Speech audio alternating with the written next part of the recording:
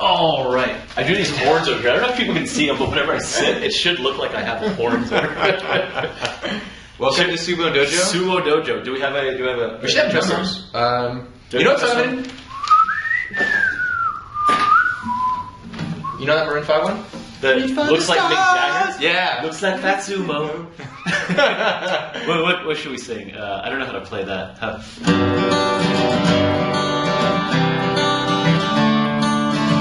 Another burrito, a sumo in the room. Come grabs you by the loincloth, directs you where to go. That one's too slow. I hope you had the meal of your life. These are getting more stupid as we go. I was going to say it's getting better. Better? I actually kind of like it. That's the word. This is Sumo Dojo number what? 18? 154? 154. Yep. We've done a lot of these. What are we talking about today? Outsourcing. Outsourcing. Yes. Oh, that's a racist. Hold on. Wait, I'm Indian. We can make so many racist jokes. I can do Jewish. We have Jews on. No, there are Jew outsourcers, dude. Yeah, Jew on Jew action, dude. Seriously, it's big. Okay, we can make fun of Jews, and I'm Indian, so we make fun of Indians. Who else we got? There's a lot out there we can be racist around. Yeah, if you don't like racist jokes, you should probably send this to all your friends. We're so good at soon one day. Yeah, we are. No, actually, sometimes I wonder if someone's gonna shoot me in the face. I walk around I was in LA, and I was like, someone comes up to me, like, they kind of run up like quickly, and anytime their hands are in the pockets, I'm always like, really? Is this gonna be it? Like, it's time to go. You're wearing a Japanese hat. I forgot. No, but I do think we're gonna get shot one day. That'd be good. We'll go out as martyrs. All right. So we're talking about outsourcing today, and this was kind of stemmed off by a couple of times you mentioned that AppSumo was developed for, like, kind of quote unquote, for $60 by some Pakistani outsourcing guy. It was actually $50, and there's no quote unquote actually. No, it was $50, and there's also insourcing too. Like, they're Americans. Americans suck for the most part, but there are some good Americans. Like, we can show you how to get them. And ultimately, it's like, how do you do outsourcing, and why even do outsourcing? Sometimes it doesn't make sense. Yeah. So why would you do outsourcing rather than hire an employee? An easy question, but yeah. So I mean, let's walk into the episode. Way fucking cheaper, or totally. What's the deal? Cheaper comes with a price, right? Good quote. Yeah, cheaper does. So, I mean, basically, and I always try not to say cheap. I should say affordable or practical. But so let's just look at the AppSumo example. So, on one hand, with AppSumo, let's just say, I went the traditional route, and I posted on Craigslist, or I asked friends, and I needed a developer. So that's already 2 weeks right there. Maybe 3 weeks to find someone. Then, that person, if they're good, is going to be maybe $75 an hour, right? And then because they're American, they're greedy, and they're entitled. So that's another 3 weeks of work. So now it's taken about 2 months, $2,000 to $4,000, and I finally have a basic product. Right? Now let's look at the outsourcing example. I went with Muhammad Atif, and I can gladly, if you send us an email, know@AppSumo, I'll send you the guy. He's $12 an hour. Within a week and a half, maybe even sooner, he had the product done. Right? So let's think about that. $50 a week and a half, $2,000 to $4,000 2 months, and so it really comes down to the economics. Which one's better, Neville? Which one? Do tell. Would 50 burritos be better, or 2,000? Actually, in my sumo mind, I'm saying 2,000. 2,000 burritos is a lot of burritos, dude. That's a lot of burritos. Let's do the 2,000. But I'm losing burritos, so $50 is way better. Yeah, because then you could. I actually used to always think in Subway, like $5 footlongs. I'm like, that's 400 footlongs I've just spent. No, I mean, and I think what you're looking for in outsourcing really is just like, how do you save time and money at different parts of your business? Mm-hmm. Like, those parts of your business now, like, we don't really do as much outsourcing. And that's just because I'd rather invest and get people that are going to be more valuable and do better things. And we'll go through good things and bad things about outsourcing. But so that's the original decision. Is it time and money was much more important to me than waiting 2 months and spending $2,000 to $4,000. So, okay, first of all, before I ask where do you find them, what should you outsource? I guess you kind of just... That's a really good question. Yeah. No, damn, that's a good question. Good job, dude. There you go. See? Side pets on this side. Yeah, we do stabbing, we do sword fighting. It's crazy. So what things to outsource? So let me just give you examples of things I've outsourced and not outsourced, right? Good. Yeah. And so when I was building the Facebook apps, we were doing teams. We were doing sports team logos on Facebook profiles. And so I had an outsourcer in India named Nishant Mehta. And Nishant, what he did is he went to the Wikipedia and literally copied every single image from every single sports team and put it in an Excel file. And he copied the images, uploaded them to my own server, and then I had copies of every single team's logo. Yes, I did get the NFL emailing me saying, please don't use our logos. But that's something that, if you did it yourself, is it really worth your time? No. Did I pay him $3 an hour to do it? Yes. And then ultimately, if you're a developer, you could have scraped it, written a scraper to get it. But to pay him, it took him like 10 minutes, so it cost me like, what is that, $1.50, $3? I maybe even give him a bonus. So it really comes down to how long you think it should cost, and what's the most cost-efficient thing to do. So in development now, we have Chad and we have Nick, who are American developers, and so now we need code that can scale and handle all of our Sumo links. So it doesn't make sense for us to go pay someone in India, where we have communication issues, where the code might not be up to speed or up to like higher quality. And it just gets done here at a lot better pace. An example of something I've outsourced is I was trying to copy Facebook. And remember, you helped. There's a thing called Facebook profile. Anyways, it was kind of like a Facebook fan site. And it was a WordPress theme, and I wanted it to look like Facebook basically. And I didn't know how to do that. And so I hired someone. I photoshopped it up and put like little arrows saying like this font should be this size and blah blah blah blah blah. And I put it on rentacoder.com. An American person handled it. And for $230 or so like that, I paid them extra. They made a whole WordPress theme that completely looked like Facebook. That is awesome. Let's just keep doing a few more. So like AppSumo, we wanted to do marketing on different sites. Mm-hmm. And so I went to Technorati and I was looking up different sites and I was like, why am I going manually one by one? I can either ask one of the developers and waste their time, or actually I think I want an Odesk. And I said, I need someone to go to Technorati, look for these specific criteria, and put them in a spreadsheet, and then contact those people and update this other information. And so I think it cost me $100, $200, and then I got someone to get it done. Another one I did, I was trying to build a store with a guy selling luggage or something like that. It turned out horrible. But anyways, we had to add like 3,000 products. And I was just like, I'll just do 10 a day. What are you talking about? Really? Dude, I thought I would do 10 a day. One, it's fucking boring, okay? It's like, get the image, make it this size. Oh my fucking God.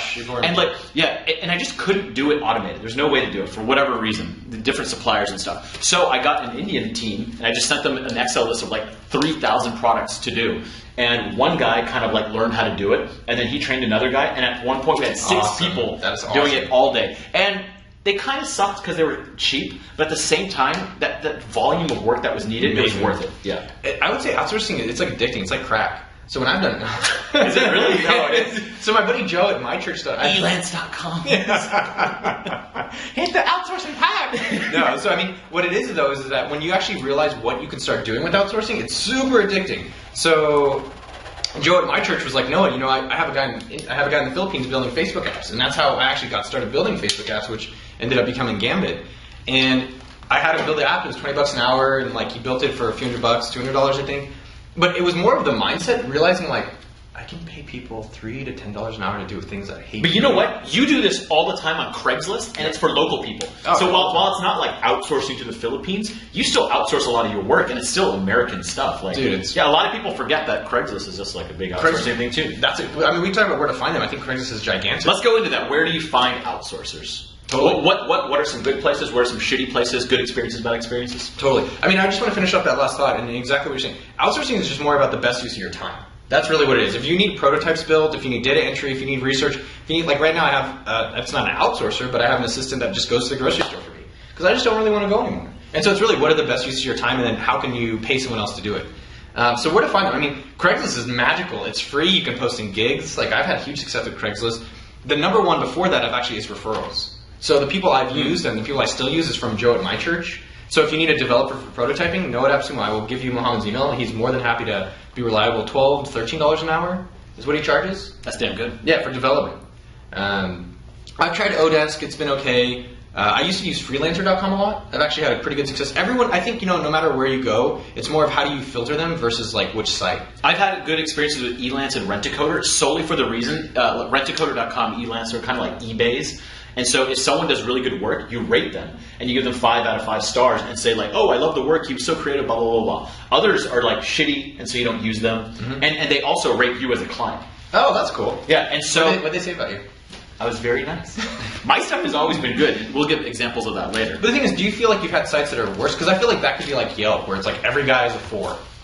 And obviously there's the shit ones, but everything is like a 3. No, I think there's actually, so some of it tells you how much money they've made off Rent-A-Coder. That's cool. Yeah, so there's teams that have made like $1.8 million and they have like a 4.9, And so they have all these reviews from other people that are just like, they were so creative, I didn't really know what I wanted, but they outputted the best thing ever, blah, blah, blah. You can kind of tell like who they are. So the rating systems are pretty good. I'll defend those. Respect. They're Respect. Good. Yeah. I mean, I would say, so in terms of the sites that we're coming back to, Craigslist, I would say number 1, referrals from other people who've used these people. You've had sex. I've had sex with rentacoder.com. Rentacoder. I've had pretty good success with Odesk. I haven't really done Elance. I haven't really done like Dice. The good thing with those is you can put stuff. So let's say you're a baller on a budget and you only have $200 to get a WordPress theme developed. You can go to Elance and post it and say, I only have $200. Gotcha. Who's going to do this? So the best guy in the world isn't, but someone will do it. Yeah. I mean, you also have 99 Designs. It's kind of like that's good. Outsourcing for any of your design. Actually, my uncle's wife, Elva, she's a caterer. And she's like, I had ideas, and I put it up there, and I kept working with them, and I actually got what I wanted. I think it was like a few $100 for it. 99 Designs is actually good. A little bit different, but still good. Yeah, it's more of like a reverse bidding where you say, here's what I want, and then people bid, and I don't know, you say how much you're going to pay, and then people compete to get your money, and they do designs for it. Yeah. Pretty cool. You said this, how to test outsourcers. Why do you want to test an outsourcer? What do you mean by that? Well, because when you put up your submissions on Freelancer, on Odesk, or Craigslist training sites, you're going to get like 50 to 100 submissions. So how the hell do you choose for them? I mean, like, how did you choose the people on Rent-A-Coder? Did you do it by ratings? Did you do it by money? It was kind of like they would contact you, and there were some that would just spray and pray, be like, hello, Mr. Namaste. US person. Okay, done. The others were just like, hey, I actually did a project just like this 2 weeks ago. Here's a link to it. Check it out. Love it. I could basically copy that, but put your colors. And I was like, fuck yeah. That's how I went. I love it. Yeah. I mean, I think there's probably more to than this, but I'd say the biggest things are, one, in your description of what you want, being more specific, as you've talked about, is very helpful. And we're going to give examples of that, so stay tuned. Yeah, and so in terms of testing them, I would say, one, be specific. Two, put up small barriers. A lot of times in my Craigslist postings or on the freelance posting, put up something like, hey, I need you to send me your LinkedIn profile. Hey, I want you to send me a website that is similar to this. And basically, the more that you can do that puts up a little barrier, you can delete, basically, and exclude anyone that just sprays. Right, so that's kind of a first step. Secondly, I look for a lot of them in terms of tests of things that they've built that are similar. I think that's actually a very key thing. If you can say, show me what you've done and what you've actually done, you can see like, oh, this is something what I want. You're not looking for them to paint the Mona Lisa. You're just looking for something that's good enough. And as long as you can see something similar, you're like, all right, I can actually play with what they've made. Yeah, that's actually the best way I've seen. They do something exactly like it. Of course they know how to do it. And then on a research project or a data entry one, give them a little fucking data entry. Be like, I need you to come back with 5 things. So like with AppSumo in our sales test, we say, come back with 5 deals that you think we should run in our free section, and tell me why you prioritize them that way. And that's a little test. And some people, like I got an email yesterday, the guy was like, I don't really want to give you any of my free work. I was like, you can go fuck yourself, man. How about that? No, it's just like, you don't want to do work, then it's not going to work out. But you put up little barriers, you're actually you're gonna get less people, but you'll get the right people. That's true. How to manage them? Did we skip past how the posting was? I think you should talk about how you write up your postings. Yeah, okay, so here's a good example that's not too complicated. I feel like some of the examples you've given are for people who already have businesses. Okay. And so one of the things, I want to go back to this, and I'm going to put a link on this video to my blog. I did this like years ago. But whenever I made this facebookprofile.com site, I wanted a very specific thing. I knew exactly what I wanted, and I know how to use Photoshop a basic amount. So basically, I took a WordPress theme and Facebook screenshots, and I kind of like melded them together. So basically, it was a WordPress theme that it looked like a blog, but it was kind of Facebook-y. Okay. And so I said, here's what the comments should look like. Here's what the main homepage should look like. Here's what individual post pages. So 3 things. That's it. What if someone doesn't use Photoshop? Like maybe Sketch? Write it. Draw it down on a fucking piece of paper. It's so helpful. Okay, that's a good so one. I'll tell you this. Oh yeah, Romanians. I'll tell you that example too. So basically, so here's the advanced way. I photoshopped it up to exactly what it looked like. And the good thing about doing that is like, if it does not look like this in real life, it is wrong. Yep. And so I clearly said that. And what I would do, here's the trick. So I would have, let's say I have a screenshot of like, what it looks like. Then I would write like A and point an arrow to the header. And I would say, this should be 300 pixels tall and 400 pixels wide. And then like point to the paragraphs and say, this should have this spacing and blah, blah, blah. The more specific you are, the better the project is going to be, because they can't fuck up. There's no way. There's literally no way they can fuck up. And you don't have to pay them for extra work. Because they're just like, oh, you're making us do revisions. I'm like, that's exactly what I should. No. I said, I want this and I will pay you this much money. And so I'll post an example of that, and get this. People have actually come back to me, like other developers, and they're like, hey man, this is too cheap for me. Like, I'm not going to do this project, but I just want to thank you for being so thorough. That's never awesome. Yeah. So actually, the developers, they're not often creative people. They want to be told what to do on the creative side, right? So just tell them, and they'll do it. It's great. I would say that's a key like side highlight. Don't expect them to be creative. Like if you're using outsourcers, don't expect them to kind of go above and beyond. They're literally going to do exactly what you say. Yeah, like honestly, I hate it when people do this, but I've been a developer who are taking client work, and when people say like, I basically just want to copy this site, put my logo on it, I'm like, oh, thank God. That's the best. Yeah. I was actually going to say, if you can tell them to copy, so I'll tell a horror story. Should I wait till the end about the horrors? No, go ahead. Okay, so I had the developer in the Philippines copy, there was a guy named Marcus, and he had, what is my stripper name? Right, on Facebook. And it was a huge application. There was like 1 million people using it, and I was like, obviously you need more than your stripper name. And so I had the guy in the Philippines copy, and we created what's my gangster name, what's my porn name, and what's my, I don't know, another one. And so I literally had him copy it, and that is the best for them, because they can copy the functionality, they can copy the look and feel, and it makes it so much easier for them. But there are some bad things where he copied the about page in the guy's face. And so it was like Marcus's Wilshon, I don't know if that's what was on the about page. And I got a little bit of a hate mail. I got a hate mail that was like, hey, Noah, fuck you. But for the most part, the project went so quickly. It's a lot easier. I've seen people people have tried to do it on AppSumo. Yeah. You even tweeted that out one time that you saw. If you want to copy AppSumo, copy it. I mean, well, and so the thing is, like, obviously you need to change things, but you need a baseline. And so copying was really easy. There's another thing I was saying that was really helpful for doing your project. Just, yeah, I guess being as specific or showing them something else that they can model it after. So when I was doing AppSumo, I said, I need you to copy the PayPal functionality. Here's exactly how you can do PayPal on another site. I just need you to make that for us. Oh, here's another great tip I had for, I had this Romanian development team that was doing some flash work for like House of Brave. And it's just like a logo, and I had a specific thing in mind where I wanted the outsides to go whoosh, right? But there's no way to say that in email. So what I did was, I got my little digital camera, and I made a video, and I literally pulled it up to like the logo, and I was like, you see, I want this logo, and I printed it out on a piece of paper, and I took it, and I was like, okay, guys, I want it to go like, they made it perfectly. Perfect, because they totally got it. Just take a video and send it to them. You don't need to explain 10 million fucking things on an email. Send a video. So easy. Draw it on a piece of paper. Works beautifully. Sketch is another favorite app of mine. You can use Sketch or like, I don't know, Picnic or like search online, free online editor. You can even get free Photoshop stuff. Oh, back in the day, one of my friends submitted a drawing he made on a napkin. No kidding. It totally worked. Totally worked. Awesome. So with that said, I guess how do we manage? Yeah, I think that's a huge question, right? I've had so many issues where like they come back 2 weeks later and either you paid them up front and there's just all these different hassles. And so the things that I found to be the most effective in terms of managing different people you're outsourcing are, one, you need to check in probably daily or every other day. You just need really frequent check-ins to make sure that they're going on the right direction. Because so many times they'll come back 2 weeks later and I've had this, and they're like, here's what it is, and I'm like, what the fuck were you thinking? Right? And they're following exactly what you do. They don't go above and beyond that. They don't get paid for that. And that's not the way they're trained to work. Secondly, pay them on completion. Like, do not pay them ahead of time. It just does not work.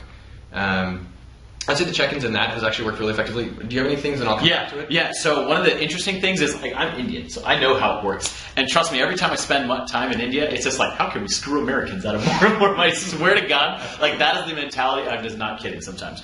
And so here's one interesting thing. A lot of different cultures, while they may speak English, it doesn't necessarily mean the same thing. For example, if you tell me, can you do this for me? And I say yes, you think that it means, yes, I can do this for you. What that actually means in like Japanese culture and Indian culture is kind of like, yes, I just heard what you said. So if you say, you know, I'm trying to think of a non-sexual example. Neville, will you ride that bike for me? And I say yes. It just means like, I've heard what you said. It doesn't mean I'm actually going to go ride the bike. Interesting. So you have to make it really fucking clear that I pay you to do this. If you don't do this, I don't pay you. You have to make it really, really clear. Exactly. I would also get them on Skype or some real-time chat so you can actually talk to them while things are going on. Because checking in has been helpful, but it's like, you basically need to really handhold them through the process. And the nice thing about outsourcing that I've realized, if you do like international outsourcing, while you're asleep, they work. And I love that. I love waking up in the morning and I'm just like, oh, what's done? Right? So you kind of get like a 24-hour production cycle. Oh, so what about this? Let's get a little racist. Are you ready for this part? Indians versus Romanians versus Russians versus Filipinos. Have you had any horror stories or think one's better than the other? So I've worked with, we have a guy full-time now, Nicola, who's from Bulgaria. And then I've worked with Indians and I've worked with Filipinos.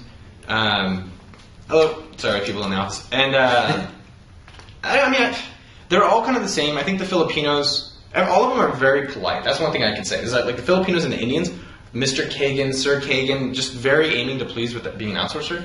I haven't seen too much of a difference. Have you noticed something very significant? It's fucking stupid to categorize everyone as like bad, like No, Indians are stereotype. bad. But I've had more problems with Indians because they're usually just younger guys trying to make a little money. I've had a lot of good experiences, and other people have with Romanians, and they're usually a little more expensive. But what happens is they're generally older guys that are like 45 and take their shit seriously. Like this is their business, and they're paying for their kid to eat. Okay, Yeah. like seriously, like in a village, like paying for their kid to eat with this. And so those people are usually more direct, and I've found sometimes even more creative. So some of the Indian guys I had that were really cheap, and you get what you pay for. But like you tell them to do something and make a page like this, and then they'll send you an email back, and with the time difference, it takes forever. And they're like, "How big should this button be?" And I'm like, "Fucking put a button there." How big should the button be? How big should the button be? And it's like, dude, you're just stalling. Put a fucking button and I'll change it later. Like, that's the small thing. So the Romanian guys were really creative. And if you just said, like, do something like this, they'll just run with it and do their own thing. Perfect. And then you do one revision and you're done. A lot of the Indian guys would kind of go back and forth, unless you get good ones. Because I had good ones too. No, I mean, in Gambit, we outsource a lot of our customer support to the Philippines, and for the most part, they kind of just followed transcripts that we just wrote out for them. I think one thing to consider when you're doing outsourcing is when you're working with someone new, do it like a dating thing. So in the beginning, and I noticed with a lot of people, you're like, hey, go build a website. Or if you're looking for someone, try to think of it more as a longer-term relationship. So like, give them a very tiny task. I need you to build a form. I need you to go find 5 things. And really start off with that, and then build up and escalate to higher things once they can understand you and know how you work. So like Nicola in the beginning, like, needed a lot of handholding. Now Nicola, I'm just like, I need X. And like, very ambiguous. I'm just going to say X. I need X by Friday. Done. Right? And that's because I've been working with them for 5 years now. Timing, like world timing, have you found any place to be much better? Or? I mean, I like the fact that they work at night because then things come back in the morning. It is nice when people are online when you're online too. So if you have the communication, because what happens though, if you miss them at night, you have to wait a whole another day to actually get them to go fix the thing. But a lot of those guys, like from the Philippines and stuff, they're kind of like younger dudes, and they do a lot of their work at like 3 in the morning. That works too. So I've had chats with people like, like my time, whatever, but they're up way late. Maybe one thing you can have them do too is send you a daily accountability where each day they kind of list out the things they've done and show you their progress versus just kind of coming back to the later thing. Just kind of a quick email. You say, every night I want an email before 12 p.m. about what you did and show me pictures. That's I think Odes does that where they copy the screen of the person working. A little creepy.